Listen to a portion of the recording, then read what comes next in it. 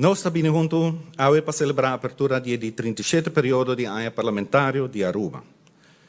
Tem o pressuposto para 2023, maneira ela entregar no parlamento, a lograr reduzir diferente gasto e aumentar a entrada no país, onde põe ênfase, entre outros, cumprimento de imposto. E gasto de interesse de nos devem, sin embargo, ainda está peso grande riba nas finanças públicas.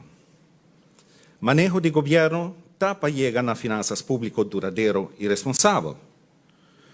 Dia objetivo está para reduzir deve e gasto de interesse de acordo com a norma internacional maneira recomendada para o Fundo Monetário Internacional e palabração assim com a Holanda na 2018. E palabração assim com a Holanda em quadro de sustento de liquidez durante 2020 está em plena execução através do paquete de reforma.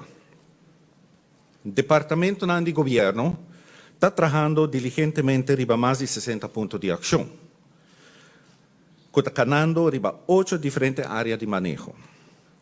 Para a maioria dos projetos, já acaba em plano de execução em quadro de masterplan trabalhar para profissional que chama reposicionando o rumo de nosso país.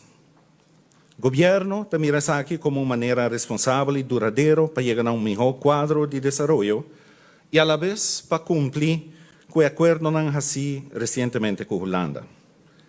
Tem o pressuposto 2023, tem 2,5 milhões de florins destinados para a implementação do projeto aqui. Depois de fazer investigação e estudo, nós vamos começar a trabalhar com a execução do paquete de reforma. Meta está para criar base econômico mais sólido, que permite-nos recuperar mais ligeiro, em caso que nós experienciar contratempo econômico a trope.